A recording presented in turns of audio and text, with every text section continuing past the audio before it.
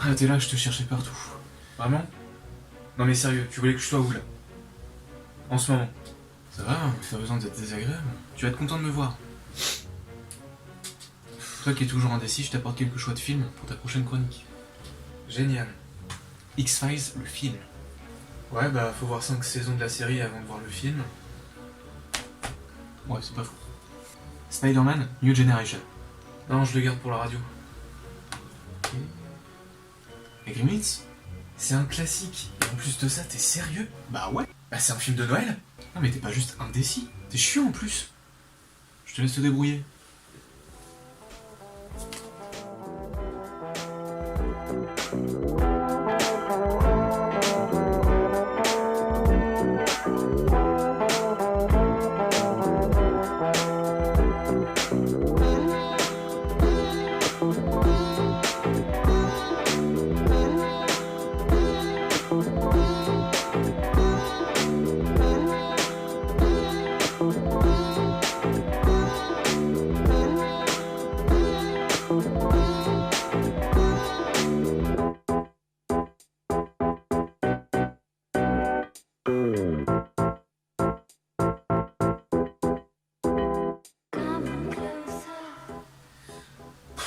Qu'est-ce que tu veux? J'ai trouvé. La raison pour laquelle j'allais te casser la gueule?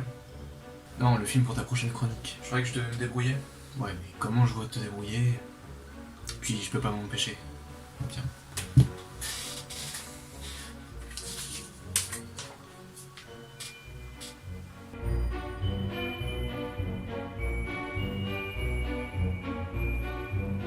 Non.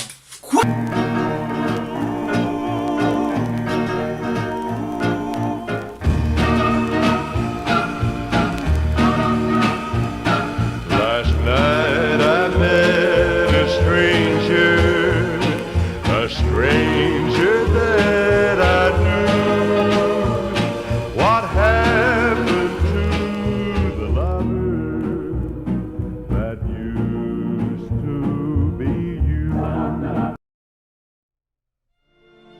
Jusqu'où seriez-vous prêt pour réaliser votre rêve?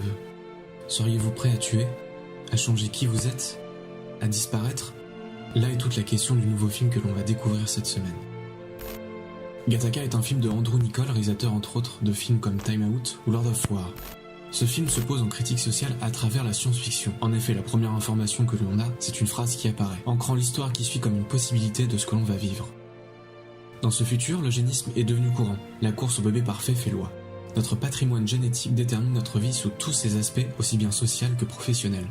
On va alors suivre Vincent, un enfant né par amour et donc avec un patrimoine génétique naturel. Or, ce patrimoine le détermine à une vie sans intérêt puisqu'il le prédispose à des maladies comme la myopie ou une mort jeune de 30 ans. Le problème étant que Vincent veut aller dans l'espace plus que tout au monde, mais les conditions d'entrée imposent un patrimoine génétique optimal pour être admis. Il va donc décider de faire disparaître Vincent et prendre le physique de Jérôme Eugène Moreau. Un homme qui appartient à l'élite, mais qui après un accident a perdu l'usage de ses jambes et donc de tous ses privilèges de membre de l'élite. C'est donc sous cette identité que Vincent va tenter de réaliser son rêve d'être astronaute. Tout se passe sans problème, il fait partie des meilleurs éléments quand soudain le directeur de la mission est assassiné. On va alors suivre Vincent qui essaie de garder son identité à tout prix.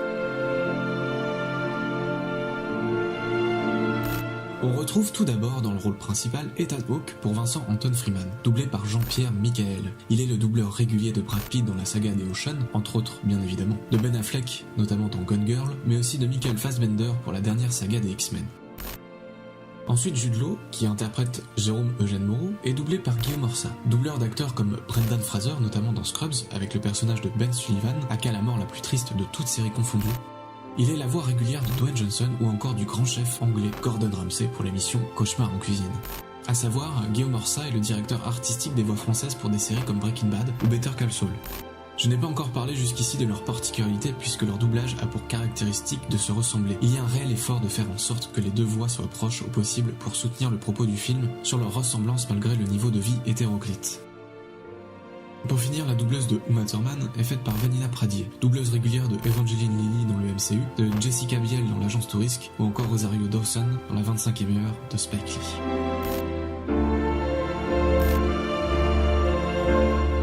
Bienvenue à Gattaca est le premier long métrage du cinéaste néo-zélandais Andrew Niccol. On y retrouve dès lors tous les thèmes qui vont hanter ses autres films, à savoir l'anticipation et la critique sociale. Vous ne le saviez peut-être pas, mais le terme Gattaca fait référence aux 4 nucléotides: guanine, cytosine, adénine et thymine. Un nucléotide étant l'élément de base de l'ADN. D'autre part, la séquence Gattaca apparaît plusieurs fois dans le génome humain. Dans les génériques, du début comme de fin, les lettres G, A, T et C apparaissent avant les autres. Dans le film, Jérôme décide d'utiliser son deuxième nom pour se créer une nouvelle identité. C'est en référence à l'eugénisme, thème principal du film. D'ailleurs, à sa sortie, il fut qualifié de thriller eugéniste.